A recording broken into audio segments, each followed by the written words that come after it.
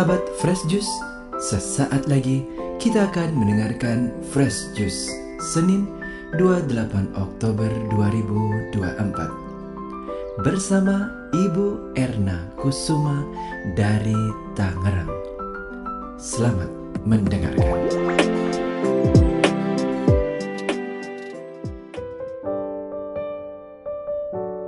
Para pendengar Daily Fresh Juice dimanapun berada, hari ini kita memperingati dua rasul Yesus, yakni Simon yang disebut orang Zelot dan Yudas anak Yakobus. Yudas yang juga disebut Tadeus adalah saudara dari Yakobus muda dan Simon adalah sepupunya. Keduanya mengalami akhir hidup yang sama, menjadi martir di tanah Persia atau Iran. Mereka berdua bersama 10 murid lainnya dipanggil dan dipilih sendiri oleh Yesus dari antara para murid lainnya, dipilih untuk menjadi Rasul Kristus. Gereja sudah memilihkan bacaan Injil yang cocok untuk merayakan pesta Santo Simon dan Yudas pada hari ini, yaitu diambil dari Injil Lukas bab 6 ayat 12 sampai dengan ayat 19 berikut ini. Yesus memilih dari antara murid-muridnya 12 orang yang disebutnya rasul. Inilah Injil suci menurut Lukas. Sekali peristiwa, Yesus mendaki sebuah bukit untuk berdoa. Semalam-malaman ia berdoa kepada Allah. Keesokan harinya ketika hari siang, ia memanggil murid-muridnya, lalu memilih dari antara mereka 12 orang yang disebutnya rasul. Mereka itu ialah Simon yang diberinya nama Petrus, Andreas saudara Simon, Yakobus dan Yohanes, Filipus dan Bartolomius, Matius dan Thomas, Yakobus anak Alfeus, dan Simon yang disebut orang Zelot, Yudas anak Yakobus, dan Yudas Iskariot yang kemudian menjadi pengkhianat. Lalu Yesus turun bersama mereka dan berhenti pada suatu tempat yang datar.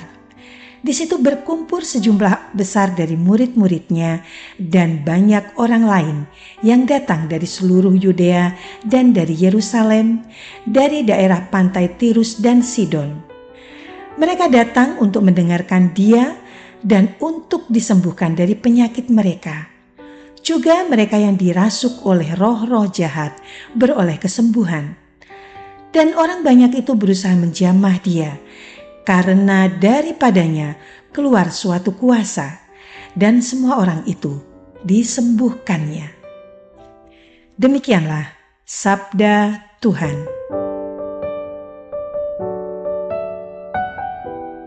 Para pendengar setia Daily Fresh Juice yang dikasihi Tuhan, metode yang digunakan oleh gereja dalam memilih dan menetapkan para pemimpin gereja berbeda dengan metode yang digunakan di pemerintahan demokratis seperti Indonesia. Gereja menggunakan metode penunjukan secara top-down, bukan melalui pemungutan suara pada proses pemilihannya.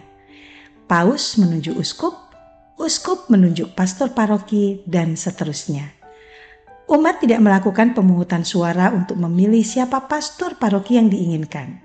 Begitu pula terjadi ketika Yesus mesti menunjuk ke-12 rasulnya. Yesus tidak meminta umat untuk pemungutan suara lalu menetapkan 12 orang yang memperoleh suara terbanyak. Bukan cara yang tepat ketika meminta umat untuk memilih. Sebab pada umumnya umat tidak secara rinci mengetahui tugas dan tanggung jawab pemimpinnya, apalagi untuk memilih rasul yang baru pertama kali karena sebelumnya belum ada.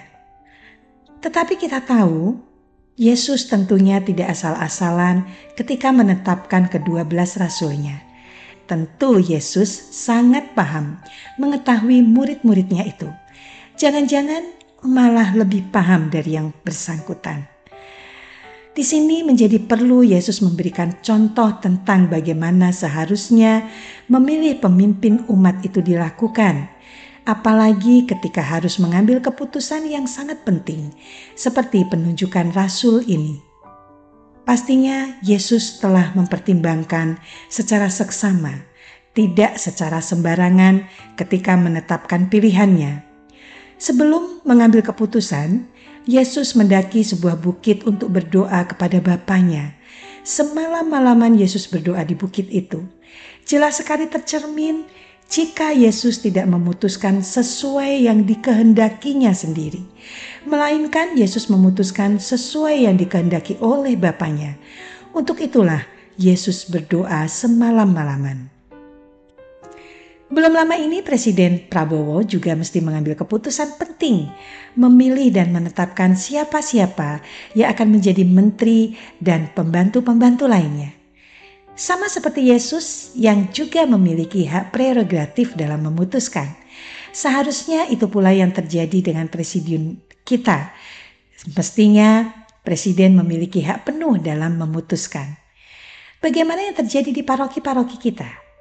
Sudahkah pastor paroki memilih hak prerogatif dalam memutuskan siapa-siapa yang ditunjuknya menjadi dewan pengurus paroki, ketua wilayah atau lingkungan, serta para pembantu lainnya? Pernah terjadi suatu lingkungan dilakukan pemungutan suara untuk memilih ketua lingkungannya. Karena dipilih oleh umat, ketua lingkungan terpilih bertanggung jawab kepada umat yang memilihnya, bukan kepada pastor paroki ataupun gereja. Dan akhirnya pastor paroki merasa tidak punya kewenangan untuk mencopot atau mengganti ketua lingkungan yang tidak bekerja dengan baik. Pernah terjadi pula di paroki lainnya, umat berbondong-bondong melakukan demo, memprotes pastor parokinya, menuntut uskup untuk mengganti pastor parokinya. Ini tentu baik, tetapi apakah perlu dengan demo, bikin spanduk yang berisikan kata-kata yang kurang pantas dilontarkan oleh seseorang yang mengaku Katolik? Jika disampaikan melalui surat atau tatap muka langsung, tentu lebih elegan karena sudah menjadi kewajiban uskup mendengarkan umatnya. Saya bersyukur belum pernah mendengar ada tuntutan untuk mengamandemenkan Injil. Memangnya Injil itu seperti undang-undang dasar yang bisa diamandemen? Para pendengar dari Fresh Juice yang dikasihi Tuhan, kita semua telah mengetahui bahwa selalu terjadi saat kita mesti mengambil keputusan. Sebagus apapun suatu keputusan, tidak akan pernah memuaskan semua orang. Selalu ada pro dan kontra, selalu ada konsekuensi yang ditimbulkan. Saya rasa itu pula yang terjadi ketika Yesus mengumumkan para rasulnya. Bisa saja ada yang merasa lebih pantas untuk dipilih menjadi rasul, merasa lebih punya kemampuan dan lain sebagainya. Bisa jadi ada yang menuduh Yesus nepotisme, mengangkat Simon dan Yudas yang masih keluarga dekatnya. Bahkan bukan mustahil jika ada komentar, kok nelayan buta huruf sih yang dipilih? Barangkali menurut mereka akan lebih bagus jika Yesus mengangkat para imam kepala atau orang Farisi karena mereka berpendidikan dan sudah punya jam terbang. Nah, marilah kita meniru Yesus ketika hendak mengambil keputusan. Kita berdoa memohon kepada Allah Bapa untuk membantu kita agar keputusan kita itu sesuai dengan kehendak-Nya, walau mungkin berbeda dengan kehendak kita atau kehendak orang-orang di sekitar kita. Dan setelah keputusan kita ambil, maka kita mesti bersiap-siap untuk mengatasi berbagai konsekuensi yang timbul sebagai akibat dari keputusan itu. Marilah saatnya kita berdoa bersama untuk menutup renungan pada hari ini. Dalam nama Bapa dan Putra dan Roh Kudus. Amin.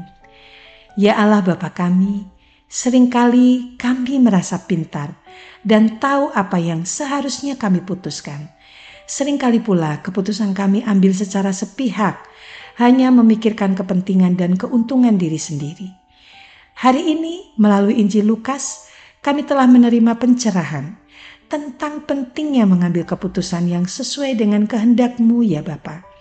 Oleh karena itu, kami mohon Engkau berkenan mengutus siapa saja untuk membantu kami mengambil berbagai keputusan dalam hidup kami dan lingkungan. Kami berdoa di dalam Yesus Kristus, Tuhan dan Penyelamat kami. Amin. Dalam nama Bapa dan Putra dan Roh Kudus. Amin. Terima kasih. Sampai jumpa bulan depan. Sahabat Fresh Juice, kita baru saja mendengarkan Fresh Juice Senin 28 Oktober 2024. Terima kasih kepada Ibu Erna Kusuma untuk renungannya pada hari ini. Sampai berjumpa kembali dalam Fresh Juice edisi selanjutnya. Tetap semangat, jaga kesehatan, dan salam Fresh Juice.